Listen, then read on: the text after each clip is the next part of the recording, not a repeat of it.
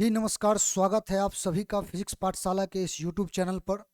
मैं रवि रंजन और हाजिर हैं आज आपके सामने इलेक्ट्रोस्टैटिक्स के लेक्चर नंबर 4 में।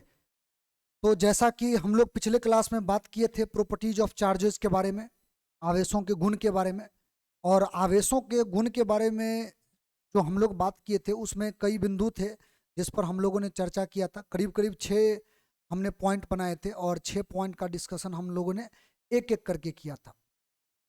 उस पॉइंट में पहला जो हमारा पॉइंट था जिसमें आपको हमने बताया था कि दो आवेशों के बीच में जो फोर्स लगते हैं, दो आवेशों के बीच में जो फोर्स लगते हैं, एक्चुअली अगर मान लो हमारे पास एक पॉजिटिव चार्ज है और एक और पॉजिटिव चार्ज है, ये दो चार्ज है, दो आवेश है, दोनों के बीच में जो फोर्स लगेगा ये फोर्स का नेचर होगा ये रिपल्सन फोर्स।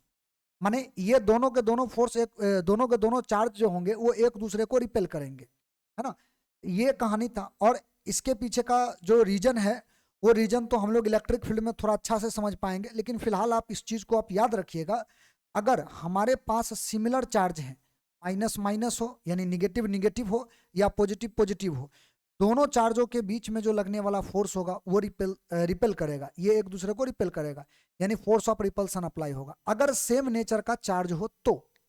ठीक ना। तो ये जो फोर्स था, इस फोर्स का जो नेचर था इसका नाम हम लोग दिए थे रिपल्सन। ठीक है, ये विकर्षण है, विकर्षण बल है। ठीक है, ये सेम चार्ज पर लगता है, यानी positive positive charge, negative negative charge पर रिपल्सन फोर्स लगेगा। लेकिन अगर हम ये कह दे कि एक हमारे पास पॉजिटिव है और एक निगेटिव है, इस केस में ये दोनों चार्ज एक दूसरे को अट्रैक्ट करते हैं। ठीक ना। यहां पर जो फोर्स का जो नेचर होता है वो होता है अट्रैक्शन नेचर का, यानी आकर्षण, आकर्षण नेचर का होता है। ये बात हम लोगों ने प्रॉपर्टीज ऑफ चार्जेस में आवेशों का जो गुण था उस गुण में पहला गुण के रूप में हम लोगों ने पढ़ा था। ये हमारा एक महत्वपूर्ण बिंदु था, लेकिन इस बिंदु में किसी भी प्रकार का मैथमेटिकल इक्वेशन का चर्चा हमने नहीं किया था, या आपको ये नहीं बताया था कि दो आवेश एक दूसरे पर बल लगाएंगे, या वो विकर्षण नेचर का बल हो चाहे आकर्षण का हो, बल तो लगेगा, लेकिन बल का एक्चुअली उसका मात्रा कितना होगा, उसका जो है परिमाण कितना होगा, इस बात का चर्चा हम लोगों ने नहीं किया था। तो आज का जो क्लास है वो मूल रूप से उसी मुद्दा पर चर्चा होने वाला है। और आपको बता दें कि इसके बारे में सबसे पहले लेबोरेटरी में एक वैज्ञानिक थे जिनका नाम था C.A. कुलम। उन्होंने एक एक्सपेरिमेंट किया था और उस एक्सपेरिमेंट के माध्यम से जो लेबोरेटरी में उन्होंने प्रयोग किया और उसका जो उन्होंने ऑब्जर्वेशन किया, जो उन्होंने देखा, उसी चीज को उन्होंने एक मैथमेटिकल इक्वेशन के रूप में हमारे सामने प्रस्तुत किया। और उसी मैथमेटिकल इक्वेशन को हम लोग आज के समय में जानते हैं कुलम्स लॉ के रूप में। ठीक है, कुलम्स लॉ उसका नाम है। और उसी इक्वेशन को हम लोग अभी जो है आपके सामने हम जो है आपके सामने प्रेजेंट करेंगे, और वो कुलम साहब ने प्रेजेंट किया था हम सभी के सामने। तो आज हम लोग कुलम्स लॉ पर चर्चा करने वाले हैं। तो कुलम्स लॉ का काम क्या है? कुलम्स लॉ का काम ये है कि दो आवेशों के बीच में जो बल लगेगा, चाहे वो विकर्षण बल हो चाहे वो आकर्षण बल हो, उस बल का मात्रा कितना होगा, अमाउंट कितना होगा, यानी कि मैथमेटिकली हम लोग कैलकुलेट कर सकते हैं। उसके लिए हमारे पास क्या फॉर्मूला है, क्या हमारे पास तरीका है। ठीक ना। और इस तरीका का सबसे पहले डिस्कशन किया था किसने? तो कुलम साहब ने। तो उन्हीं के नाम से ये प्रसिद्ध है जिसका हम लोग जिक्र अभी कर रहे हैं। तो ये कुलम्स लॉ है, और कुलम्स लॉ का स्टेटमेंट जो यहाँ पर हम लिख रखे हैं उस स्टेटमेंट को पहले एकदम इजी तरीका से तोड़ तोड़ करके पहले हम समझ लेते हैं, फिर आप देखना इस स्टेटमेंट को आप अपने तरीका से इजी वे में लिख सकते हो।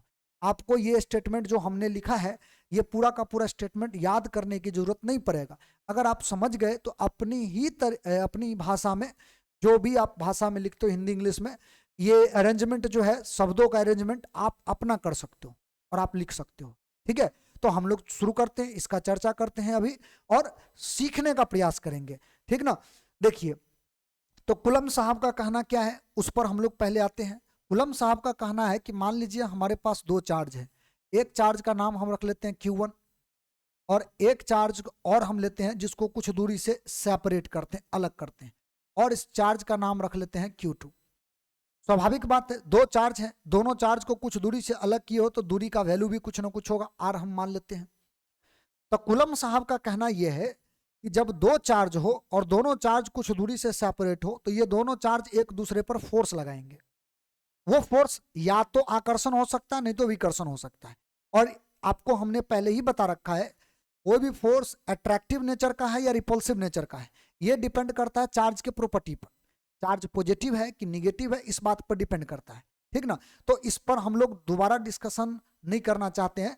यही बात तो आप पहले से भी जानते हो कि अगर पॉजिटिव पॉजिटिव चार्ज हो या निगेटिव निगेटिव चार्ज हो तो रिपल्सन होगा, और पॉजिटिव निगेटिव होगा तो अट्रैक्शन होगा। यानी कि सेम चार्ज होगा तो रिपल्सन, और अगर अपोजिट चार्ज होगा तो अट्रैक्शन। ये फोर्स के नेचर को हम जानते हैं, लेकिन फोर्स के अमाउंट की चर्चा हम अभी करने वाले हैं, ठीक ना।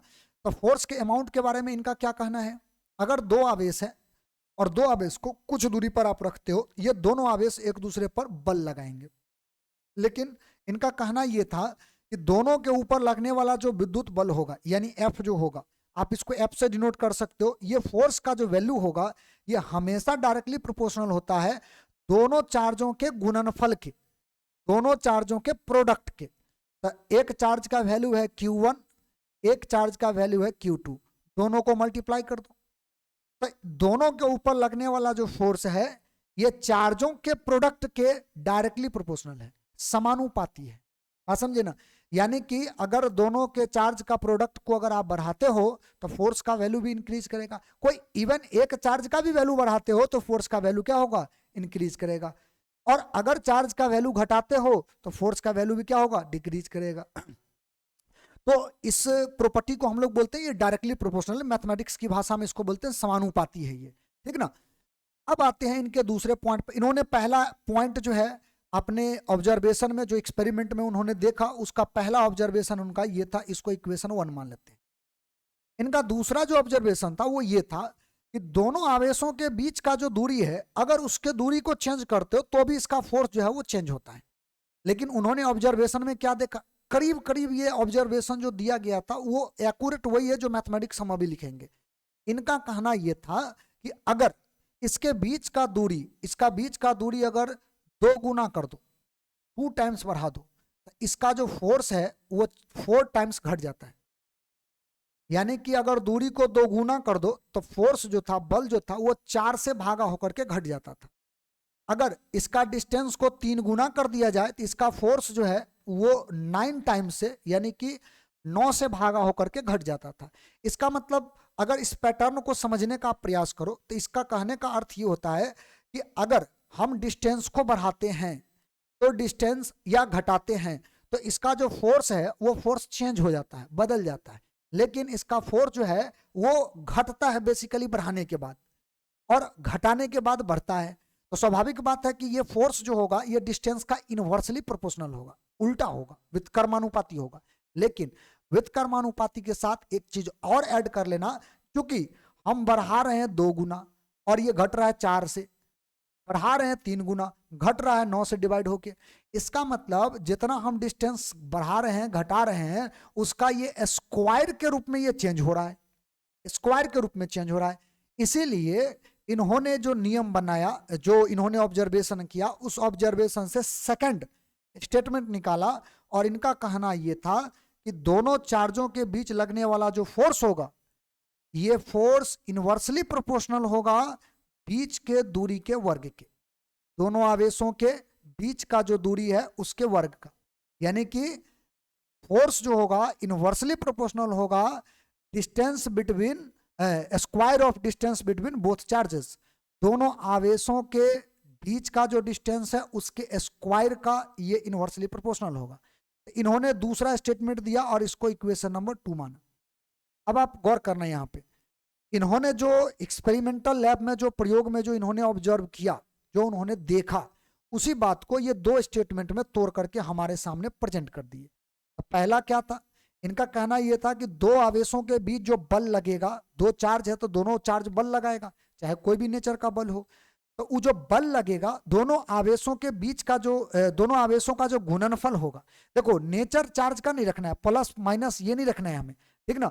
हमें जो भी वैल्यू जो भी हो, पॉजिटिव हो निगेटिव हो, हमको केवल उसका मैग्नीट्यूड लेना है, मात्रा लेना है, और दोनों को गुना कर देना है। तो इसका जो प्रोडक्ट होगा वो प्रोडक्ट फोर्स का डायरेक्टली प्रोपोर्शनल होगा। यानी कि चार्ज अगर बढ़ेगा तो फोर्स भी बढ़ेगा, चार्ज घटेगा तो फोर्स भी घटेगा। लेकिन इन दोनों आवेशों के बीच का जो दूरी है, उस दूरी के वर्ग का यानी स्क्वायर का ये जो फोर्स है ये इनवर्सली प्रोपोर्शनल होगा। यानी कि डिस्टेंस अगर आप बढ़ाओगे तो फोर्स घटेगा, और अगर डिस्टेंस घटाओगे तो फोर्स बढ़ेगा। लेकिन हमेशा बढ़ेगा या घटेगा किस फॉर्म में? स्क्वायर के फॉर्म में। ये स्टेटमेंट था कुलम साहब का। इन्होंने दो चीजें निकाल करके बाहर लाया और वही दोनों टर्म से इन्होंने एक मैथमेटिकल इक्वेशन बनाया। और यही बात अगर आप गौर करेंगे तो इस स्टेटमेंट में हमने लिखा है, आप गौर कर लो, देख लो, इसमें लिखा हुआ है the electrostatic force of interaction between 2 point charges. दो बिंदु आवेशों के बीच लगने वाला जो स्थिर विद्युत बल है, ये जो है फोर्स जो देख रहे हो, इसको आप स्थिर विद्युत बल बोल सकते हैं। बोल सकते हैं क्या? स्थिर विद्युत बल ही है, ठीक ना। इनका यही बात यहां पर लिखा हुआ स्टेटमेंट में कि दो आवेशों के बीच लगने वाला जो स्थिर विद्युत बल है, दो बिंदु आवेशों के बीच लगने वाला स्थिर विद्युत बल दोनों आवेशों के गुणनफल के समानुपाती, दोनों आवेशों के गुणनफल के समानुपाती, आप देख लो, दोनों आवेशों के गुणनफल के समानुपाती है। Is directly proportional to the product of magnitude of charges, दोनों आवेशों के परिमाण जो है यानी मात्रा जो है उसके गुणनफल का समानुपाती है। And inversely proportional to the square of the distance between them, दोनों आवेशों के बीच के दूरी के वर्ग के तथा उनके बीच के दूरी के वर्ग के व्युत्क्रमानुपाती होता है, यानी इसका उल्टा होता है। यही बात तो हमने यहां पर लिखा है। तो आप इस चीज को जो है ना ध्यान रखिएगा, इस बात को आप जो है खुद से भी स्टेटमेंट बना सकते हैं और आप लिख सकते हैं।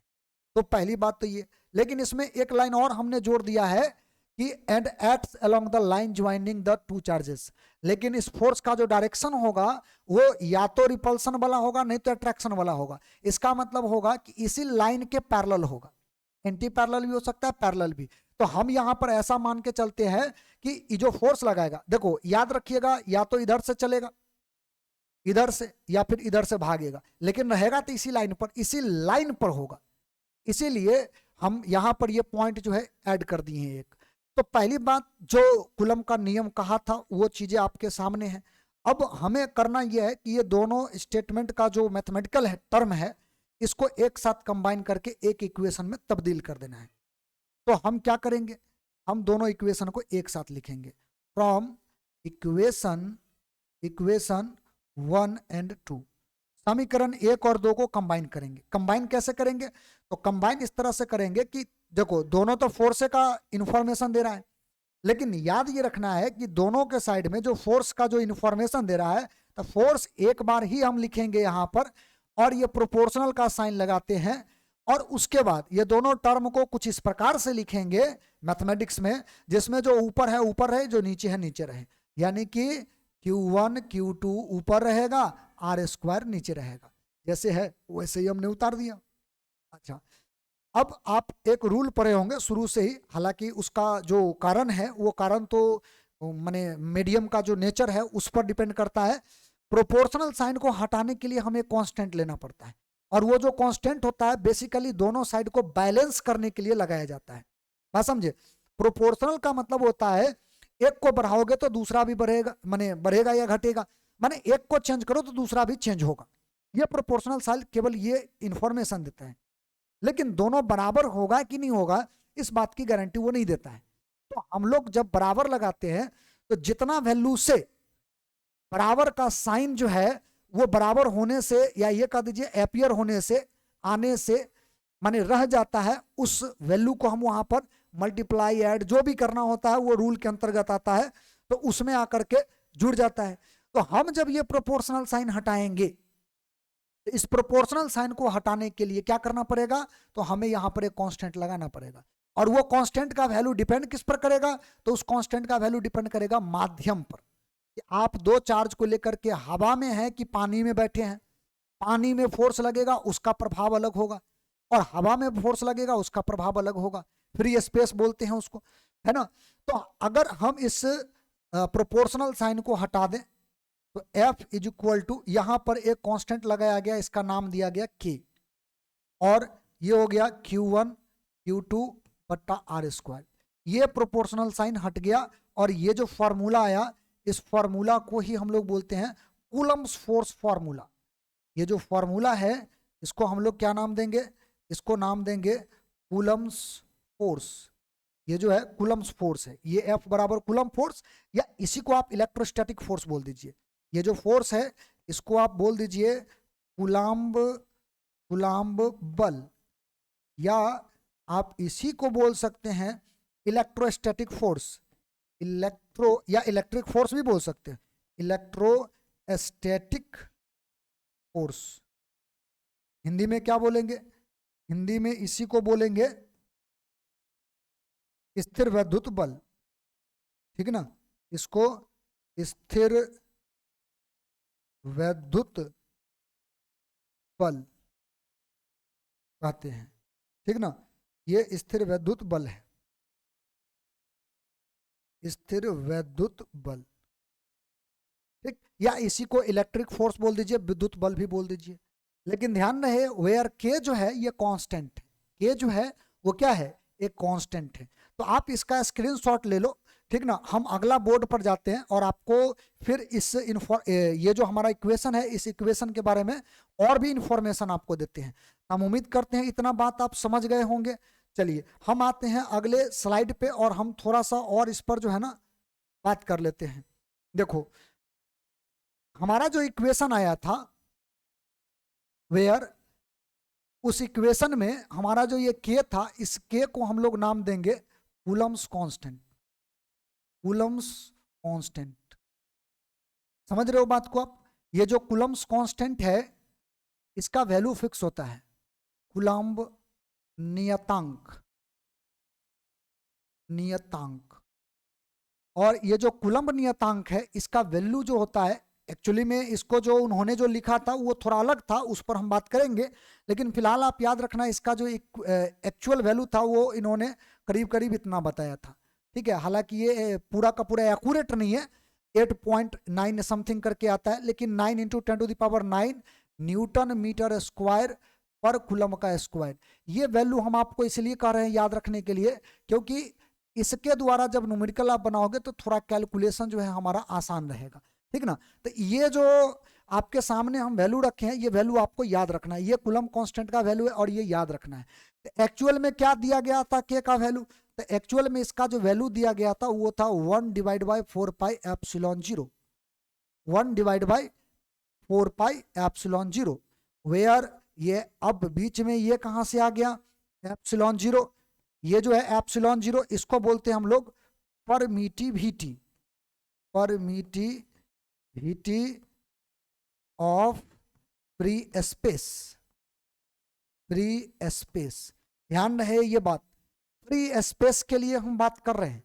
एक्चुअली हम लोग ज्यादातर जो चार्ज को रख करके कोई भी डिमॉन्स्ट्रेशन वगैरह अगर देखेंगे तो वो एयर मीडियम में ही देखेंगे, लेकिन हम पहले भी आपको बोले हैं कि ये सब मीडियम के लिए वैलिड है ना।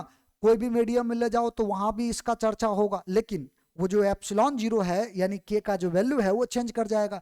तो चेंज करेगा तो उस पर हम लोग आगे बात करेंगे। हालांकि याद रखिएगा हम उसका जो चर्चा करेंगे इसका डिटेलिंग आप जो है ना ज्यादातर जो है, अगर आप इस एप्सिलॉन जीरो का मतलब समझना चाहते हैं तो ये जब हम लोग इलेक्ट्रिक फील्ड पढ़ते हैं तो वहां पे ज्यादा और स्पष्टता आता है। अभी भी आएगा, लेकिन अभी जो है ना थोड़ा सा हम इस बात को माने सामान्य तरीका से समझाने का प्रयास करेंगे। लेकिन वो जो फिजिक्स का जो ओरिजिनल फॉर्म होता है वो इलेक्ट्रिक फील्ड में और ज्यादा क्लियर होता है, ठीक ना, विद्युत क्षेत्र वाले पार्ट में। तो हम लोग उस पर डिटेल बात करेंगे, लेकिन अभी इसको जो है एकदम सामान्य तरीका से समझने का प्रयास करते हैं। तो हिंदी में इसको क्या बोलेंगे, तो इसको हम लोग हिंदी में बोलते हैं मुक्त आकाश। मुक्त आकाश, मुक्त आकाश माने सीधा जैसे हमारा माध्यम है ना एयर मीडियम, आप इसको भी फ्री स्पेस बोल सकते हो, ठीक ना। और क्या बोलते हो उसको, अगर निर्वात कर दो तो उसको भी बोल सकते हो। तो मुक्त आकाश का विद्युतशीलता, विद्युतशीलता, समझ गए बात को। तो ये जो एप्सिलॉन जीरो है इसको बोलते हैं विद्युतशीलता, लेकिन किसका है, जीरो लगा हुआ है, इसका मतलब ये मुक्त आकाश का, फ्री स्पेस का है। और फ्री स्पेस का यानी एप्सिलॉन जीरो का जो वैल्यू होता है वो होता है 8.85, ठीक है। वैसे एक नंबर और इसमें ऐड कर लो, हालांकि जरूरत नहीं है लेकिन फिर भी हम यहाँ पर डाल दिए हैं और इसका जो वैल्यू हो जाता है 10⁻12 -12 पर न्यूटन पर मीटर स्क्वायर कूलम का स्क्वायर। माने इसका जो यूनिट है इससे पलट जाएगा। बात समझ गए? तो ये जो वैल्यू है ये वैल्यू को भी आप याद रखो। और एक और बात इसमें ध्यान रखना, ये जो एप्सिलॉन जीरो है इसका एक और यूनिट जो है आपसे कभी कभार पूछ लेता है, और वो क्या यूनिट है? तो देखिए एप्सिलॉन जीरो का जो वैल्यू होता है 8.854 इंटू 10⁻⁻12, इसको फैराड पर मीटर के रूप में भी लिखा जाता है। ठीक ना? बाकी टर्म को जो है वो फैराड में कन्वर्ट कर दिया जाता है और इस तरह से जो है इसको फैराड के टर्म में कन्वर्ट करके जो है ना इसको लिख लिया जाता है। ठीक है, तो F4 फैराड, और पर मीटर तो आप समझ रहे हो F का मतलब जो होता है वो फैराड होता है। ठीक है, तत्काल में ये शब्द आप याद रखना, बाद में भी ये काम आएगा, फैराड। ठीक ना? तो एक टर्म ये भी आप याद रखना, क्योंकि बोर्ड जब पूछता है तो यूनिट भी चेंज करके कभी कभार पूछ देता है, तो दोनों का मतलब सेम है। ठीक ना? ये जो दोनों आपको दिख रहा है इस दोनों का मतलब जो होता है वो सेम होता है। चलिए, तो हम लोग आ जाते हैं अब आगे। ये तो हमारा एक तो हमारा ये टर्म रहा, और आगे जो हम लोग जिस मुद्दा पर बात करने वाले हैं अभी, जिसमें एप्सिलॉन जीरो का थोड़ा और चर्चा हम लोग करेंगे कि एप्सिलॉन जीरो का मतलब क्या होता है। लेकिन पहले हम थोड़ा सा जो कूलम का फोर्स फार्मूला उसको अरेंज करके यहाँ पर फिर वापस लिखें। देखो आपने फोर्स का फार्मूला लिखा था जहां पर के लिखा था यहाँ पर, तो के का वैल्यू तो अब हो गया 1/4 पाई एप्सिलॉन जीरो, ये था Q1 Q2 divide by are square. तो अब ये जो फॉर्म आया ये फॉर्म आपको भी ध्यान रखना है, ये फॉर्म भी आपको ध्यान रखना है। तो कूलम फोर्स का फॉर्मूला का जो है ये भी फॉर्म हो सकता है, इस फॉर्म में भी हम इसको लिख सकते हैं। ठीक है, तो हमारे ख्याल से कूलम फोर्स फार्मूला का जो है जो जानकारी आपको हम देना चाह रहे थे इसको आप अच्छा से समझ चुके होंगे। अगर नहीं समझे हैं तो इस माने किसी भी टाइप का अगर क्वेश्चन वगैरह हो अभी तक वाली बात में, जितना अभी तक हमने आपसे चर्चा किया है, तो आप कमेंट में लिख सकते हैं, उसको आप पूछ भी सकते हैं। अगले क्लास में उसको हम मेंशन जरूर करेंगे निश्चित तौर पे। तो पहले क्या कीजिए आप लोग, ये जो बात आपके सामने बोर्ड पर लिखा हुआ इसका भी आप स्क्रीनशॉट डाल लो, ले लो। ठीक ना? और इसको जो है आप नोट्स में शामिल जरूर करो, इसको ध्यान में रखना। थोड़ा सा एप्सिलॉन जीरो पर और हम बात कर लेते हैं। देखो एप्सिलॉन जीरो है क्या, यानी परमिटिविटी है क्या, ये जो जिस विद्युतशीलता की बात कर रहे हैं ये विद्युतशीलता है क्या। तब बेसिकली विद्युतशीलता जो होता है ना वो किसी मीडियम का एक प्रॉपर्टी है, और उस प्रॉपर्टी के माध्यम से वो क्या करता है, फोर्स पर इफेक्ट डालता है, प्रभावित करता है फोर्स को। जैसे एक बात बताओ, हमारे पास दो चार्ज हैं, एक चार्ज हमने Q1 यहाँ रखा और कुछ दूरी पर एक चार्ज Q2 यहाँ रखा, और दोनों के बीच का डिस्टेंस R है।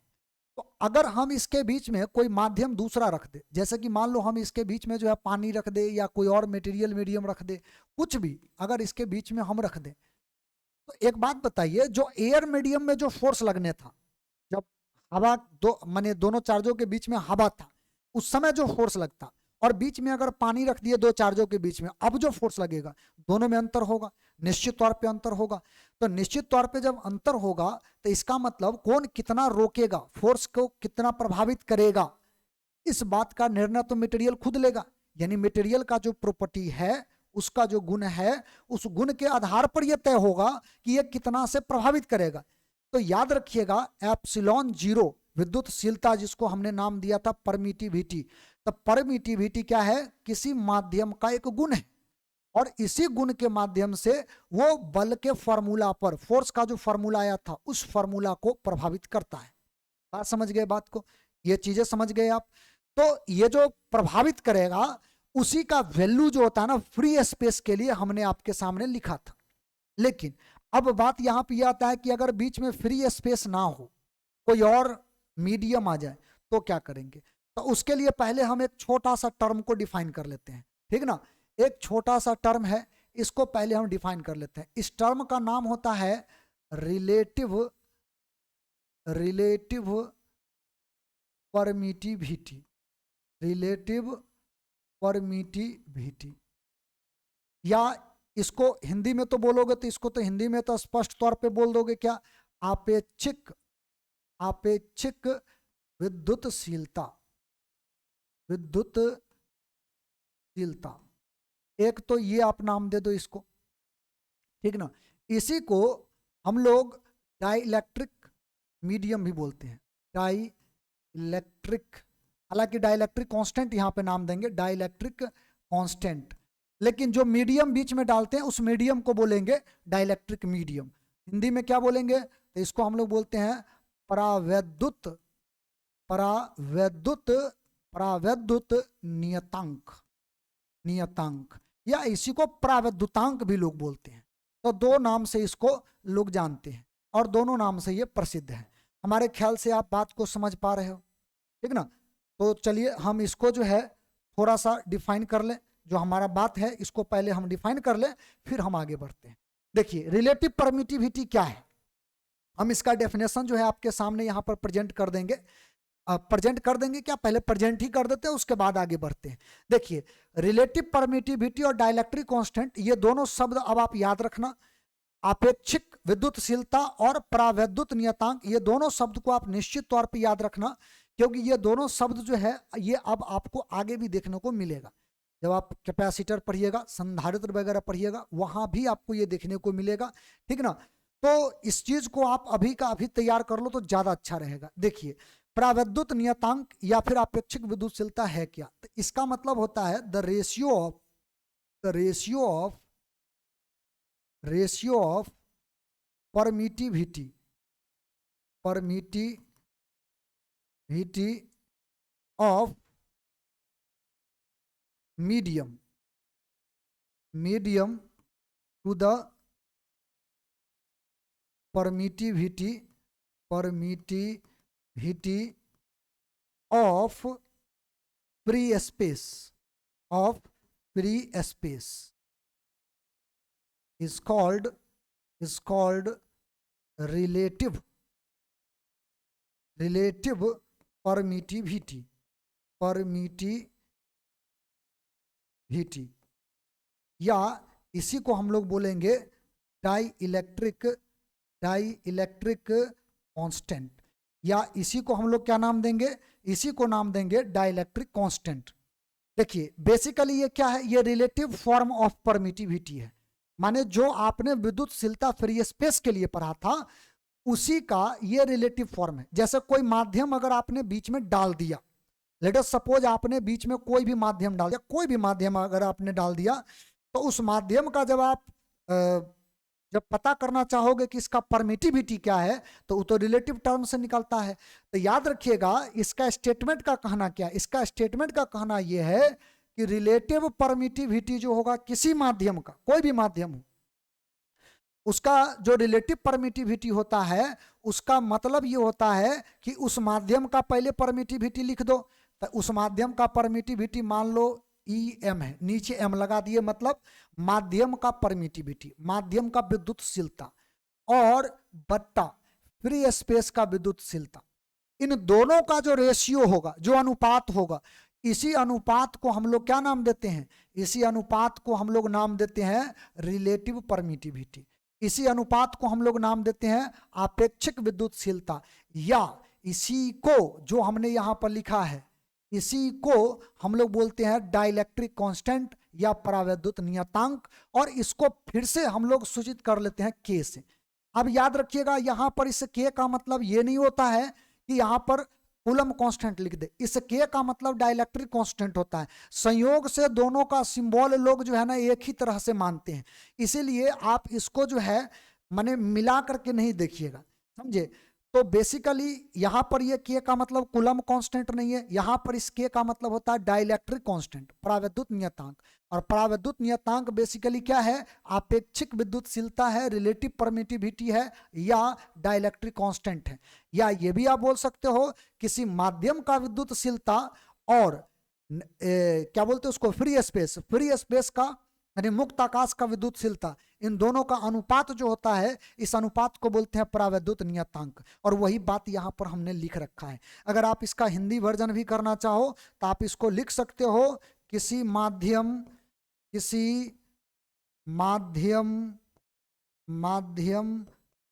का विद्युतशीलता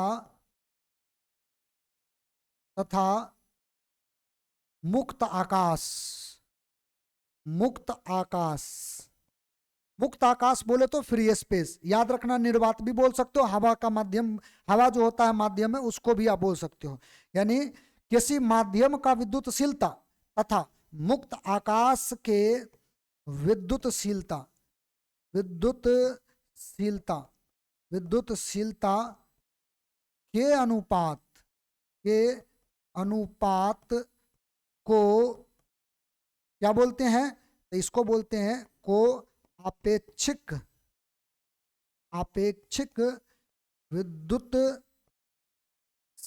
बोल दो आप, आपेक्षिक विद्युतशीलता बोल दो, या इसी को आप क्या बोल सकते हो?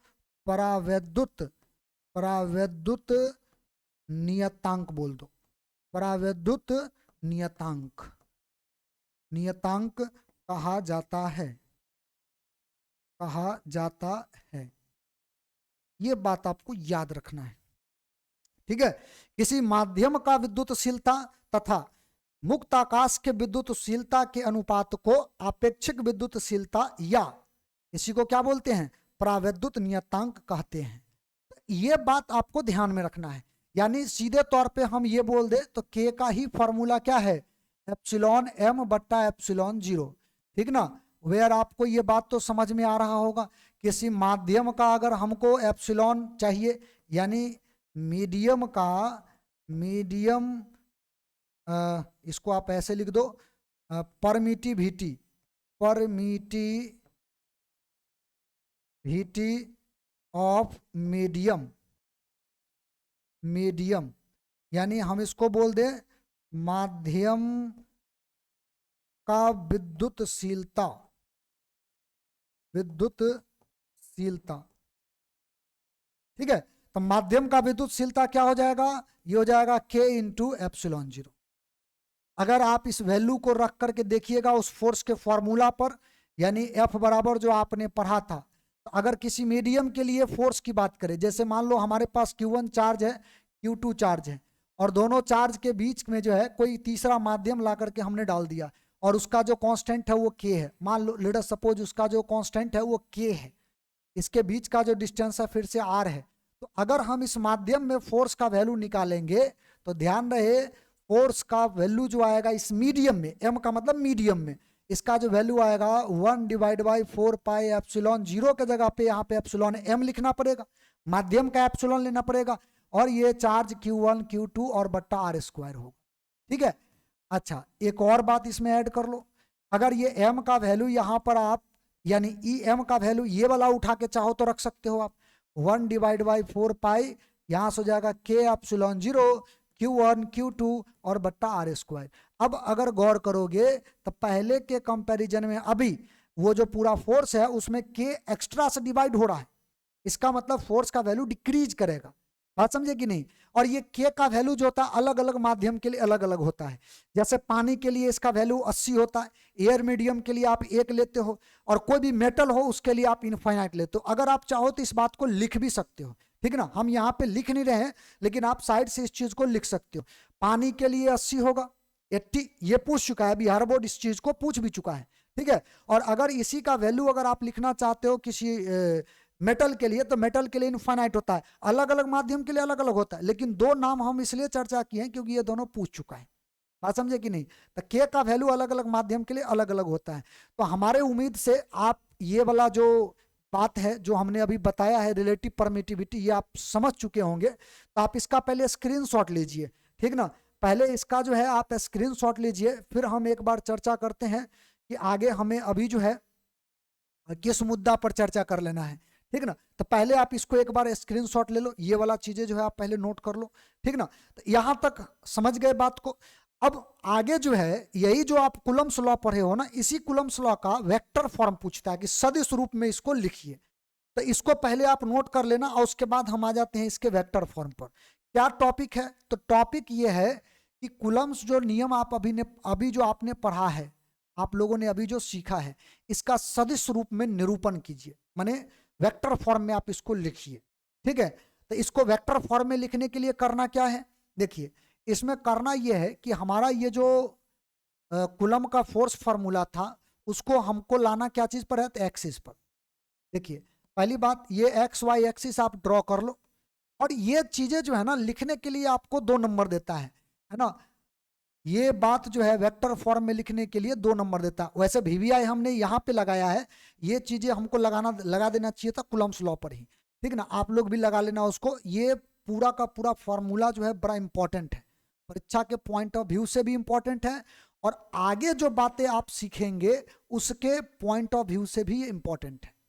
तो दोनों का जो है हमारा, तो क्योंकि आगे भी सीखना है और परीक्षा के हिसाब से भी काम करना है, तो दोनों के लिए महत्वपूर्ण है, इसीलिए आप इसको निश्चित तौर पे तैयार कर लें, ठीक है।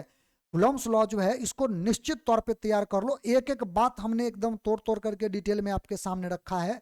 इसके बावजूद भी अगर कोई समस्या हो तो आप लिख सकते हो नीचे, हम उसका समाधान अगले वीडियो में निश्चित तौर पर करेंगे। और याद रहे, आप इसी वीडियो में जो है कमेंट करके अपना जो भी समस्या हो उसको पूछ लेना, ताकि अगले वीडियो में डाल दें, ठीक ना। तो आइए हम लोग बात कर लेते हैं। अभी हम जो बात करेंगे वो क्या है, कूलम्स लॉ को वेक्टर फॉर्म में लिखना है, सदिश रूप में लिखना है। आपने सदिश अदिश जो है 11th क्लास में पढ़ा होगा, 11वीं के क्लास में जो है शुरू में ही पढ़ा दिया जाता है। ये एक मैथमेटिक्स है जिसमें किसी भी वैसे टर्म को हम इस रूप में प्रेजेंट कर सकते हैं जिसके पास डायरेक्शन हो, जिसको वेक्टर के लॉ के अनुसार से जोड़ा घटाया जा सकता है ना। तो फोर्स क्या है, वेक्टर क्वांटिटी है, सदिश राशि है, तो हम इसको इस फॉर्म में लिख सकते हैं। देखिए मान लीजिए हमारे पास एक चार्ज है Q1 यहाँ पे, एक चार्ज है Q2 यहाँ पे मान लेते हैं, और ये दोनों के बीच का जो डिस्टेंस है वो डिस्टेंस कुछ है। लेकिन मेजरमेंट जब भी होता है तो मेजरमेंट यहाँ पर जब एक्सिस पर आप आ जाते हो तो मेजरमेंट जब भी होता है तो कहाँ से होता है, ओरिजिन से, ओरिजिन से, ठीक है। मान लेते हैं ओरिजिन से हमारा जो पहला जो चार्ज है इसका दूरी जो है यहाँ से R1 है, और चूंकि वेक्टर फॉर्म में लिख रहे हैं तो इसका डिस्प्लेसमेंट हम R1 लिखते हैं ऐसे। दूसरा जो चार्ज है इसको हम लोग यहाँ से R2 के रूप में प्रेजेंट कर लेते हैं, ठीक है। और ये है R, ये है R। बेसिकली हमको जो चाहिए ना वो 2 चार्जों के बीच का डिस्टेंस चाहिए। जैसे अगर मान लो इसका नाम A रख दो, इसका नाम B रख दो, और ये तो O है ही, ये जो आपका टर्म है इसको तो हमने O नाम दिया ही है। तो OAB ये जो ट्रायंगल है, इस ट्रायंगल फॉर्म को आप देख लो, आपको इधर से चूंकि इसका जो डायरेक्शन होगा वो इधर की ओर होगा, इसका भी डायरेक्शन इधर से लोगे तो इधर ही होगा, क्योंकि ओरिजिन से हमको चार्ज तक पहुंचना है, तो डायरेक्शन सेम है। अब इसका डायरेक्शन इधर होगा तो इसका डायरेक्शन इधर भी हो सकता है, इधर भी हो सकता है। अगर मान लो हम आपसे बोले कि Q1 जो है Q2 पर फोर्स लगाएगा, तो डिपेंड करता है फोर्स के नेचर पर। अगर मान लो ये अट्रैक्शन फोर्स लगाएगा तो इसका जो डायरेक्शन होगा अपनी ओर इसको खींचेगा, और ये जो अपनी ओर खींचेगा, इसका मतलब या तो आप डायरेक्शन इधर लो चाहे उधर लो, दोनों में से कोई भी लो। मान लेते हैं कि हम इसका जो डायरेक्शन है ना वो इधर लेते हैं, इधर ले लेते हैं। और अगर ऐसा लेते हो तो इसका मतलब ये होता है कि थोड़ा सा वेक्टर का जो प्रारूप है उसके अनुसार से आपको सोचना है, ठीक ना। तो अगर आप गौर करोगे तो आपने पढ़ा है, शुरू में आपने पढ़ा है कि अगर हमारे पास 2 वेक्टर है, जैसे मान लो एक वेक्टर A है और एक वेक्टर B है, और इन दोनों को अगर ऐड करना है तो नियमतः नियम के अनुसार से ये कहा जाता है कि एक वेक्टर का हेड जो है ना दूसरे वेक्टर के टेल से जुड़ा होना चाहिए, तब जाके इसका रिजल्टेंट जो होता है वो बीच से ऐसे निकलेगा, माने एक के टेल से दूसरा के हेड से मिलेगा, और ये रिजल्टेंट वेक्टर जो होगा ए और बी को जोड़ देगा। ये जो रिजल्टेंट वेक्टर होगा वो क्या करेगा, ये क्या करेगा, ए और बी को जोड़ देगा। ये इसके नियम के अंतर्गत आता है, ऐसे जोड़ देगा। लेकिन शर्त क्या है, शर्त यह है कि आपका जो एक वेक्टर है उसका हेड दूसरे वेक्टर के टेल से जुड़ा रहे। अच्छा, अगर ऐसा नहीं होता है तो क्या करते हो, जैसे कि मान लो एक वेक्टर इधर हो और एक वेक्टर आपका इधर हो, एक वेक्टर इधर हो, एक वेक्टर इधर हो, और अब अगर जोड़ने के लिए बोलेगा तो इसके लिए भी आप लोगों ने पढ़ा होगा, इसमें हम लोग क्या करते हैं, पैरेललोग्राम लॉ लगाते हैं। यानी कि इसी का जो वैल्यू है इसको आगे बढ़ा दिए, यानी इसी के पैरेलल एक वेक्टर खींच दिए, इसके पैरेलल एक और वेक्टर ऐसे खींच दिए, तो जब ऐसे खींच देते हैं तो ये बी वेक्टर बन जाता है। अब इसी के बीचों बीच आप रिजल्टेंट निकालते हो, तब जाकर के आप रिजल्टेंट का फॉर्मूला लिखते हो ए वेक्टर प्लस बी वेक्टर। यानी कि फिर अगर आप गौर करो तो एक वेक्टर का हेड जो है दूसरे वेक्टर के टेल से फिर जुड़ गया। तो हमें जो है ना वेक्टर के डिटेल में अभी उतना नहीं जाना है, हम उम्मीद करते हैं कि आपको ये छोटा छोटा बात पहले से आता होगा। इसी नियम के अनुसार से हमको इसे तोड़ना है, बस इसीलिए हमने डिस्कशन एक बार किया है अभी, ठीक ना। तो हमको चाहिए क्या, आर, हमें चाहिए आर। और आर को निकालने के लिए अगर गौर करो तो देखो, एक वेक्टर का हेड दूसरे के टेल पर होना चाहिए। ये वेक्टर हेड हेड जुड़ा हुआ है, तो इसके साथ तो हम अभी कोई छेड़छाड़ नहीं कर सकते। लेकिन इसमें अगर गौर करो तो ओ ए, इसका जो हेड है ए बी के टेल से जुड़ा हुआ है। इसका मतलब हेड और टेल जुड़ा हुआ है, तो रिजल्टेंट ये होगा। तो आप यहां से लिख सकते हो कि रिजल्टेंट जो है R2 वेक्टर होगा, और ये दोनों हेड और टेल से जुड़ा हुआ है, तो सीधे हम यहाँ पे लिख देंगे R1 प्लस आर वेक्टर। लेकिन हमको चाहिए आर वेक्टर, तो आर वेक्टर चाहिए, तो आर वेक्टर का वैल्यू क्या हो जाएगा, R2 vector minus R1 vector. ये जो है हमारा वेक्टर के हिसाब से दो चार्जों के बीच का डिस्टेंस आया। अच्छा, ये हम क्यों निकाले हैं, ये हमने इसलिए निकाला है क्योंकि हमें वेक्टर फॉर्म में कूलम्ब्स लॉ को लिखना है। तो अब कूलम्ब्स लॉ को वेक्टर फॉर्म में हम लिखते हैं। देखिए, from Coulomb's law, from Coulomb's law, coulomb के नियम के अनुसार से बात कीजिए, कूलम के नियम से, ठीक है। तो कूलम का नियम क्या बोलता है, देखो कूलम का नियम बोला ये है कि F बराबर जो होता है 1 डिवाइड बाई 4 पाई एप्सिलॉन 0। अभी फ्री स्पेस के लिए ही हम लिख रहे हैं, ठीक ना। तो यहां से F बराबर 1 by 4 pi epsilon 0 Q1 Q2 divide by R का स्क्वायर। लेकिन अगर इसको वेक्टर फॉर्म में लिखते हो, इन वेक्टर फॉर्म, वेक्टर फॉर्म यानी सदिश रूप में, अगर आप इसको सदिश रूप में लिखते हो तो जो जो वेक्टर है उसको वेक्टर में लिख दो सदिश रूप में। आप देख लो इस पूरे इक्वेशन में फोर्स वेक्टर है, लिख दिए। फिर यहां से 1 बाई 4 पाई एप्सिलॉन 0 कांस्टेंट है, वैसे ही उतार दो। Q1 Q2 ये चार्ज है और चार्ज अदिश राशि होता है, उसको वैसे ही उतार दो। R डिस्प्लेसमेंट दोनों चार्जों के बीच का जो होता है ना, वो वेक्टर होगा। तो यहां से R और इसके ऊपर में वेक्टर साइन लगाओ, मॉड लगा के स्क्वायर कर दो, ठीक है। माने मैग्नीट्यूड के फॉर्म में था ना, तो हम इसको जो है वेक्टर को मॉड लगा देते हैं, तो वो क्या होता है, मैग्नीट्यूड बन जाता है। तो हम ऐसे लिख देंगे। अच्छा, यहां से भी काम इतना ही तक नहीं चलेगा, फोर्स का कहीं ना कहीं डायरेक्शन तो होगा, बल जो लगेगा वो बल का डायरेक्शन होगा। तो बल का डायरेक्शन इसी लाइन के अलोंग होगा, और इसी लाइन के अलोंग होता है तो उसको रिप्रेजेंट के लिए यूनिट वेक्टर का इस्तेमाल करते हैं। यानी उसको रिप्रेजेंट करने के लिए क्या करते हैं, यूनिट वेक्टर का इस्तेमाल करते हैं। तो यूनिट वेक्टर जो होगा इसी लाइन को रिप्रेजेंट करे, ऐसा वेक्टर लेना पड़ेगा। तो चूंकि इसका डिस्टेंस जो है, या डिस्प्लेसमेंट बोल दो, इसको हमने आर माना, वेक्टर फॉर्म में है ये, इसको हमने आर माना है। इसका यूनिट वेक्टर अगर हम डाल दे इसके बगल में, तो स्वाभाविक बात है कि फोर्स का डायरेक्शन हमें इस बात का, फोर्स का जो डायरेक्शन होता है उसका हमें इंफॉर्मेशन मिल गया इस आर के अनुसार से। यानी कि फोर्स जब भी होगा तो इसी आर के अलोंग होगा, ठीक ना, इसी के ऊपर में होगा। तो इससे हमको इसका इंफॉर्मेशन मिल जाता है। इसीलिए आर कैप यूनिट वेक्टर लगाना भूलिएगा नहीं। लेकिन इतना से काम नहीं चलेगा, इसका रिप्रेजेंटेशन पूरा करना पड़ेगा। तो 1/4 पाई एप्सिलॉन 0 जो है उसको आप लिख दो। फिर आप, अच्छा इसमें जो है आप 1 2 2 1 जो है, आप चाहो तो इसको लिख भी सकते हो जैसा कि हम डिस्टेंस लिखे हैं उसके अनुसार से, नहीं भी लिखोगे तो भी चलेगा, कोई दिक्कत नहीं है, ठीक ना। लेकिन अगर आप लिख दो तो भी माने कोई गलती नहीं होगा, और गलती क्या माने वो और ज्यादा पूरा का पूरा शुद्ध हो जाता है, ठीक ना। लेकिन फिलहाल हम डायरेक्शन को जो है ना फिक्स नहीं कर रखे, क्योंकि आप चाहो तो इसको पलट भी दो, पलट दो तो इसका फोर्स का 1 2 की जगह 2 1 हो जाएगा, है ना। तो इसीलिए हम यहाँ पर 1 2 वगैरह नहीं लिख रहे हैं। अगर आप चाहो तो यहाँ पे 1 2 लिख सकते हो, यानी कि फोर्स लग रहा है 1 के द्वारा, माने 1 पर जो फोर्स लगेगा 2 के द्वारा, 2 पर जो फोर्स लगेगा वो 1 के द्वारा, ऐसा करके। तो खैर अब यहाँ से हम यहाँ से चलते हैं आगे, Q1 Q2, और ये तुम्हारा जैसे वैसा ही उतर जाएगा, है ना। यूनिट वेक्टर को आर वेक्टर बट्टा मॉडुलस ऑफ आर वेक्टर लिख सकते हैं। ये यूनिट वेक्टर का फॉर्मूला होता है, ठीक है। अब इसको अरेंज करो तो ये दोनों सेम है, मल्टीप्लाई हो जाएगा तो पावर 2 की जगह पे अब 3 बन जाएगा। तो यहां से हम लोग करते क्या है, F इज इक्वल टू, यानी force vector is equal to 1/4 pi epsilon 0, और ये Q1 Q2 और बट्टा मॉडुलस ऑफ आर वेक्टर का पावर 3, और इधर आर वेक्टर, ऐसे लिख सकते हैं। और आर वेक्टर का वैल्यू हमने यहां से उठाया है, जो भी है इसका वैल्यू जो निकाला है उसको उठाकर हम वहां पे रख देंगे। जो वैल्यू आएगा वही हमारा वेक्टर फॉर्म हो जाएगा इसका। F बराबर 1 डिवाइड बाई 4 पाई एप्सिलॉन 0, ये चार्ज 1 चार्ज 2 और बट्टा इसका वैल्यू रखो आप R2 vector minus R1 vector, इसका पावर 3, और इसके जगह पे R2 vector minus R1 vector ऐसे लिखो। इसमें मॉड नहीं लगाना, ऊपर वाला में मॉड नहीं लगा हुआ है, उसको वैसे ही जैसे है उतार देंगे। ये हमारा हो गया vector form of Coulomb's law. ठीक है, ये जो है कूलम्स लॉ का सदिश रूप है। तो आज का जो क्लास है इसको हम यहीं पर समाप्त करेंगे, लेकिन थोड़ा सा चर्चा आपके बीच हम कर लें पहले। आज हमने क्या सीखा है? देखो, आज सबसे पहले हम लोगों ने शुरुआत किया कूलम्स लॉ का। कूलम्स लॉ का जानकारी हमने आपको दिया कि कूलम्स लॉ होता क्या है, कूलम्स लॉ क्यों हम पढ़ते हैं।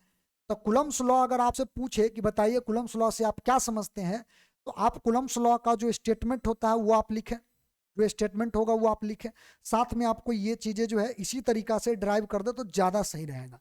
ठीक है ना?